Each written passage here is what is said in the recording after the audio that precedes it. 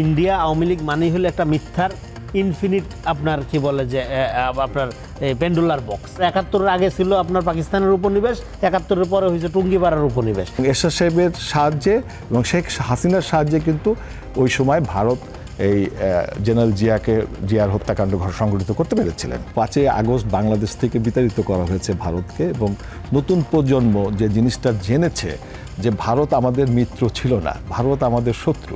দেশ জুড়ে তোলপা ওয়ালটন ফ্রিজ কিনে আপনিও হয়ে যেতে পারেন মিলেনিয়ার। আওয়ামী লীগ প্রথম অন্যায়টা কোথায় করছে? প্রথম অন্যায়টা করছে ৭১-এর জনযুদ্ধকে সে আওয়ামী যুদ্ধে পরিণত করছে। যে ইতিহাস দখল করে সেই ক্ষমতা দখল করে। এখন আমাদের এই যে ইতিহাস এবং এই যে আমাদের ৭১-এর যে স্মৃতি, দেখেন ৭১-এর ক্যানভাসটা কত বড়। সেই ক্যানভাসে অনেক রকম গল্প আছে, অনেক রকম ইনসাইড আছে। এখানে প্রত্যেক মানুষের, ধরেন একজন কৃষকের যুদ্ধ, একজন মিলিটারি অফিসারের যুদ্ধ, একজন নারীর যুদ্ধ, এক তো না কিন্তু এবং এখানে ইডিওলজি অর্থে আলাদা ছিল। ধরেন আপনি এখানে কবি সাহিত্যিকদের ব্যাপারটা দেখেন, ধরেন আল মাহমুদের সাথে আমার একটা এটা নিয়ে লম্বা ইন্টারভিউ ছিল। আর বলতেছিল যে দেখেন মুক্তিযুদ্ধ করলাম আমি, কিন্তু আমি আমার বিশ্বাসের কারণে আমি একটু ইসলামী ধ্যান ধারণার মধ্যে যখন চলে আসলাম, হ্যাঁ, তখন আমি হয়ে গেলাম রাজাকার। আর যে লোকগুলো জিন্নারে গুণগান করে কবিতা লিখলো, লিখলো, এরা সব মুক্তিযুদ্ধ ব্যবসায়ী হয়ে গেল। এই সৈয়দ শামসুল হক মারা যাওয়ার আগ পর্যন্ত তারা কি করে গেছে, যে আওয়ামী কবি সাহিত্যিক, হ্যাঁ, এগুলো প্রত্যেকে মুক্তিযুদ্ধ। ২৪-এও আমরা এই যে একটা কালেকটিভ আন্দোলনের কর্তা সত্তা কালেকটিভ হবে, তা না করে এটারও মনোপলি করার চেষ্টা করা হচ্ছে এক ধরনের।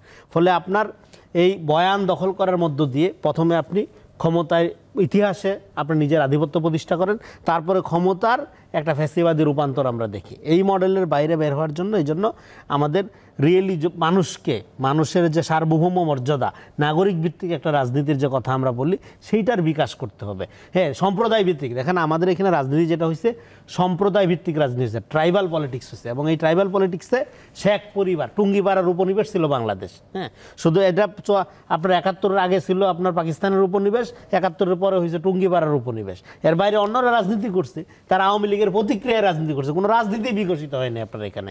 ফলে এখানে সবসময় এই যে এখনও ধরেন যে আওয়ামী লীগ এত শক্তিশালী, এই যে বিশাল আপনি প্রশ্নের উত্তর দিয়ে শেষ করি, এই যে প্রপাগান্ডাগুলো করানো হচ্ছে, প্রপাগান্ডাগুলো কিসের জোরে হচ্ছে? এখান থেকে যে লক্ষ হাজার কোটি কোটি টাকা, যে সংখ্যাও বলা মানে একটা কী বলে অবিশ্বাস্য সংখ্যা, হ্যাঁ, মানুষের মাথায়ও ধরবে না, এই টাকাগুলো তো কাজ করতেছে। এবং এটা ভারত, দেখেন ভারত হলো মাইক্রোসফটের জরিপে আপনারা দেখছেন পৃথিবীতে ১ নাম্বার মিস ইনফরমেশন উৎপাদনকারী দেশ। তার মিস ইনফরমেশন উৎপাদনটা এটা ইন্ডাস্ট্রিয়াল লেভেলে চলে গেছে। সেই ইন্ডাস্ট্রিয়াল লেভেলের মিস ইনফরমেশন উৎপাদন করার মধ্য দিয়ে ভারত এখানে কি করতেছে? ভারত গ্লোবালি সে যে একটা প্রোপাগান্ডিস্ট, হ্যাঁ, ভারত আমাদের কিছু ক্ষতি হচ্ছে, আমাদের এখানে কিছু লোক ধরেন হ্যাঁ বিভ্রান্ত হচ্ছে, কিন্তু গ্লোবালি খুব একটা সমস্যা আমাদের হচ্ছে বলে আমরা মনে করি না। কারণ আমাদের ডায়াসপোরা কমিউনিটি এবং যারা সচেতন হ্যাঁ মানুষ, তারা জানে ইন্ডিয়া আওয়ামী লীগ মানেই হলো একটা মিথ্যার ইনফিনিট আপনার কি বলে যে আপনার পেন্ডুলার বক্স, হ্যাঁ, এটা মুখ খোলা মানে মিথ্যা কথা। ফলে আওয়ামী লীগ যত কথাই বলুক, ইন্ডিয়া যত কথাই বলুক, সেইটা মানে বিশ্বাস করার মতো লোক খুব বেশি আমি দেখি না, যদি না আপনার ধরেন একেবারে রাজনৈতিকভাবে নির্বোধ না হয়। হ্যাঁ, তো ফলে আপনার এখানে মিস ইনফরমেশন ডিসইনফরমেশন উৎপাদনের জন্য এই যে লুটপাটকারী যে আপনার অংশটা, এই গোষ্ঠীটা, তাদের যে টাকা পয়সাগুলো আছে, ফলে এরা তো রাজনীতি করতে পারতেছে না, আর কি করবে? তো লুটপাটের পিছনে ব্যয় করতেছে। অনেক ধন্যবাদ হাসিব হাসান খান। আমি জাতির উদ্দেশ্যে প্রধান উপদেষ্টা আরও কতগুলো কথা বলেছেন, তার যেটা সাধারণ মানুষ এবং রাজনীতিবিদদের যে এখন প্রত্যাশা, সামনে নির্বাচন কিছু সংস্কারের পরে আগামী নির্বাচন হোক ইতিহাসের সবচেয়ে অবাধ ও গ্রহণযোগ্য, এই কথা উনি বলেছেন, এবং এটা আমরা তো সবারই প্রত্যাশা। তা আমরা কি সেদিকে এগিয়ে যাচ্ছে? আপনি বলেছেন যে বাংলাদেশ আরেকজন রাষ্ট্রনায়ক পেয়েছেন যে বাংলাদেশের স্বার্থ তুলে ধরছেন, যে একজন নাগরিক ভিত্তিক যে বাংলাদেশের প্রত্যাশা, সেটা হওয়ার জন্য তো একটা সত্যিকারের নির্বাচন হওয়া দরকার। কিন্তু আমরা কি সত্যি সত্যি সেদিকে এগিয়ে যাচ্ছি বলে আপনার মনে হয়? আমার মনে হয় আমরা সঠিক পথে এগিয়ে যাচ্ছি। কারণ হলো যে আমরা ওইখানে আমি আরেকটু বিশ্লেষণ করতে আসি যে আমাদের যে মানে স্বাধীনতার পরে ৭১ সালের স্বাধীনতার পর থেকেই আমরা কিন্তু স্বাধীন হতে পারি নাই, ভারত আমাদের সাথে ছিলেন। এবং ভারতকে এই সত্যিকার অর্থে এই ৫ই আগস্ট বাংলাদেশ থেকে বিতাড়িত করা হয়েছে ভারতকে, এবং নতুন প্রজন্ম যে জিনিসটা জেনেছে যে ভারত আমাদের মিত্র ছিল না, ভারত আমাদের শত্রু। এবং 71 সালে ওনারা যে স্বাধীনতা আমাদের সাহায্য করেছিলেন সেটার পিছনে তাদের উদ্দেশ্য ছিল। তারা পাকিস্তানকে বিভক্ত করে একটা রাষ্ট্র তৈরি করতে চেয়েছে এবং সেই পুতুল রাষ্ট্র তৈরি করতে চেয়েছেন এবং সেই পুতুল রাষ্ট্র তৈরি করার জন্য যা যা করার প্রয়োজন তারা সেই সময় সেগুলো করেছেন। তা সেইগুলো করার ফলে আমরা মাঝে মধ্যে আমরা জেনারেল জিয়াকে পেয়েছি। জেনারেল জিয়া ভারতের সে আধিপত্যকে রুখে দেওয়ার চেষ্টা করেছে, কিন্তু ভারতের আধিপত্য উনি রুখতে পারেন নাই। কারণ হলো উনি যখন বহুদলীয় গণতন্ত্র দেওয়ার পরে সেই সময় যে পলিটিক্যাল রাজনৈতিক দলটা ছিল সেটা আওয়ামী লীগ, সেই আওয়ামী লীগের কর্ণধর হয়ে আসলেন শেখ হাসিনা এবং উনি যাকে অ্যাপয়েন্টমেন্ট করেছিলেন সেনাপ্রধান উনি হলো এরশাদ সাহেব।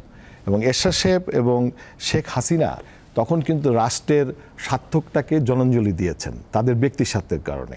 তারা জেনারেল জিয়া যখন রাষ্ট্রকে সামনের দিকে এগিয়ে নিয়ে যাচ্ছেন তখন তারা ষড়যন্ত্রে লিপ্ত হন। তারা নিজেদের স্বার্থ হাসিলের জন্য তারা সেই শক্তি ভারতের সাথে তারা হাত মিলিয়ে জেনারেল জিয়াকে হত্যাকাণ্ড সংগঠিত করে এবং জেনারেল জিয়াকে স্তব্ধ করা হয়।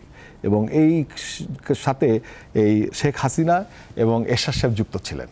কিন্তু বর্তমানে আমি মনে করি যে বর্তমানের অবস্থানটা একটু ভিন্ন এই কারণে যে এখন আমরা যে রাষ্ট্রনায়ককে পেয়েছি এবং তিনি ক্যাপাবল এবং রাষ্ট্রের স্বার্থকে উনি আগে এগিয়ে নিয়ে যাওয়ার চেষ্টা করছেন এবং তার সময় যে রাজনৈতিক যে শক্তিটা সেটা বিএনপি এবং স্যালুট টু বেগম জিয়া। যে বেগম জিয়া কিন্তু বাংলাদেশের আমরা তাকে বলি আপোষহীন নেত্রী। সেটা আপোষহীন কোথায়? উনি বাংলাদেশের স্বার্থকে জলাঞ্জলি দেন নাই। রাষ্ট্র ক্ষমতায় যাওয়ার জন্য বাংলাদেশের স্বার্থকে উনি কখনোই জলাঞ্জলি দেয় নাই। সেই জন্য আমরা তাকে বলতেছি আপোষহীন নেত্রী।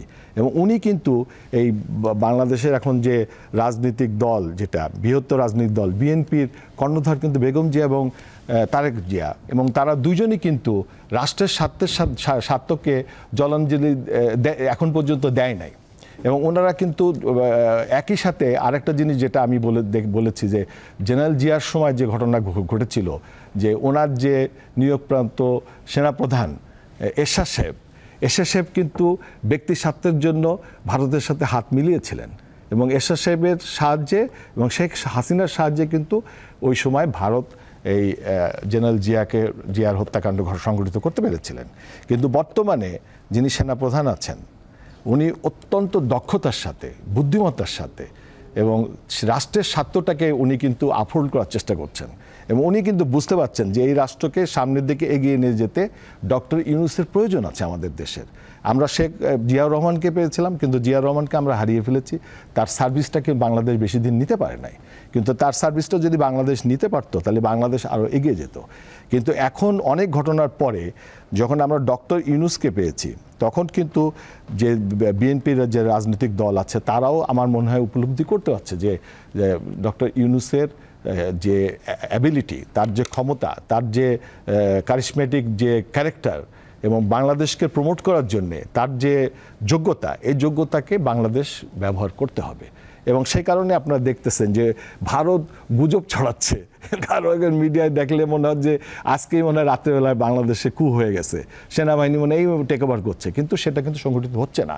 কারণ হলো সেনাবাহিনীর যিনি সেনাপ্রধান আছেন এবং অন্য অন্য অফিসাররা আছেন তারা কিন্তু এই আমাদের এই 54 বছরের যে ইতিহাস এটা কিন্তু তাদের কাছে পরিষ্কার এবং তারা জানেন যে এই ভারত আমাদের সাহায্য করে নাই, ভারত আমাদের উপরে দাদাগিরি করেছেন। সুতরাং তারা সকলেই মিলে কিন্তু এই ডক্টর ইউনূসকে তারা সাহায্য করছেন